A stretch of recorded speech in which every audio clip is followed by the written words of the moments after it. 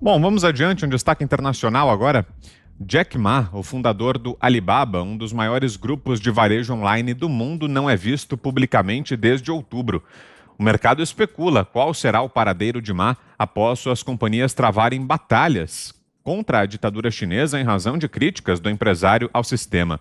De acordo com o portal de notícias Business Insight, Ma foi substituído como jurado no show de talentos Africa's Business Heroes, que ele próprio fundou. Ma havia criticado o sistema financeiro da China em uma conferência em Xangai, afirmando que os regulamentos são um clube de idosos e que não se pode usar métodos do passado para regular o futuro. Após as declarações, a China adotou novas regulações que acabaram minando a oferta inicial de ações da Ant Group, fintech do empresário.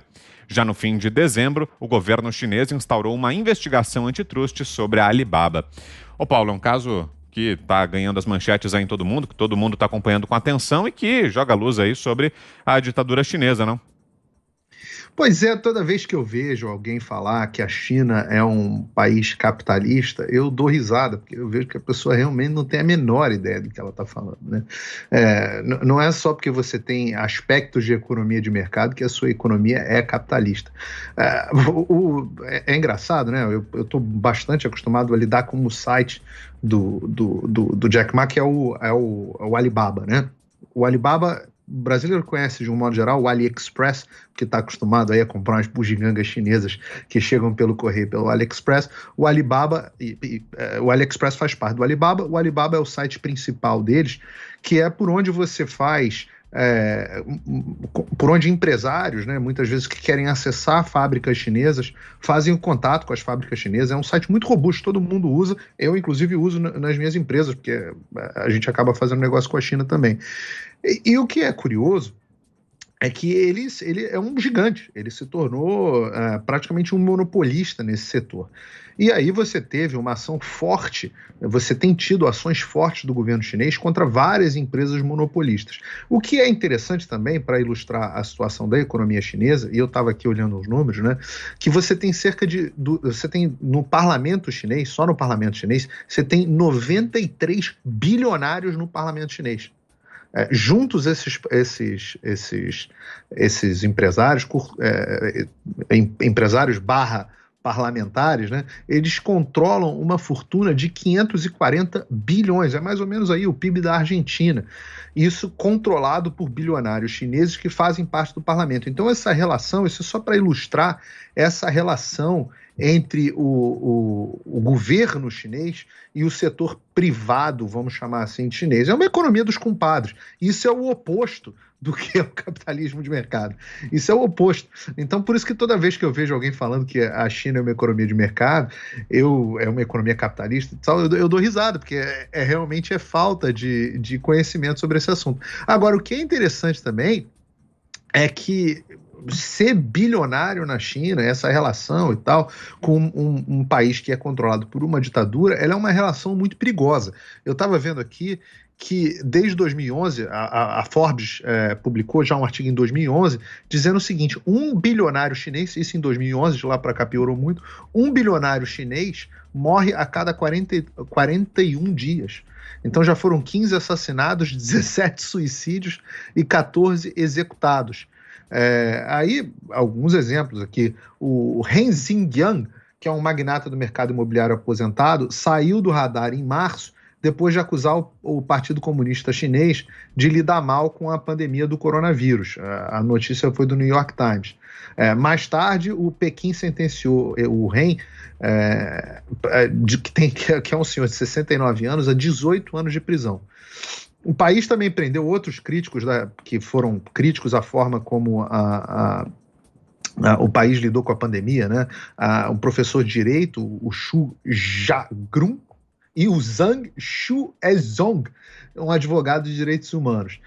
O Xiao Jianhua, um gerente, desculpa, meu chinês não é muito bom, um gerente de ativos, foi sequestrado num hotel em Hong Kong em janeiro de 2017. É uma informação que eu peguei da Reuters. O Xiao desapareceu da custódia chinesa e o país posteriormente confiscou parte da sua empresa, o Tomorrow Group. Também notícia do New York Times. Então, assim, o Meng Hongwei, esse era ex-chefe da Interpol, desapareceu em setembro de 2018. Durante uma viagem da França, de uma viagem dele da China para a França. Informação da BBC. E aí depois a China condenou ele a 13 anos e meio de prisão por acusações de suborno. Então, assim, só estou citando alguns casos para ilustrar o que acontece se você discorda e se você bate de frente de alguma forma com o Partido Comunista Chinês. E é por isso que não dá para a gente, nas nossas relações aí do Brasil e nas relações internacionais, a gente tratar a China como se ela fosse só mais um país democrático que a gente está lidando, uma economia de mercado, etc, etc. Vira e mexe, alguém fala uma bobagem dessa. Acho que até o general Mourão já fez esse comentário de que a China era uma economia capitalista. Não é nem uma economia capitalista e nem muito menos é um país que se assemelha a alguma forma de governo democrático. Os opositores, eles somem. É uma coisa que chega a dar inveja a qualquer ditador do mundo. Talvez o Jack Ma, e por isso o medo, né? Talvez dizem que o Jack Ma está escondido, só o fato dele estar escondido já demonstra o estado das coisas no país onde ele vive, mas o grande medo é que ele não esteja escondido porcaria nenhuma, seja mais um caso desse, onde ele desapareça e daqui a alguns meses ou daqui a alguns dias apareça sentenciado aí a uma pena qualquer arbitrária imposta pela ditadura do Partido Comunista Chinês. Nosso tempo já está quase esgotado. 30 segundinhos para você, Ana, para fecharmos.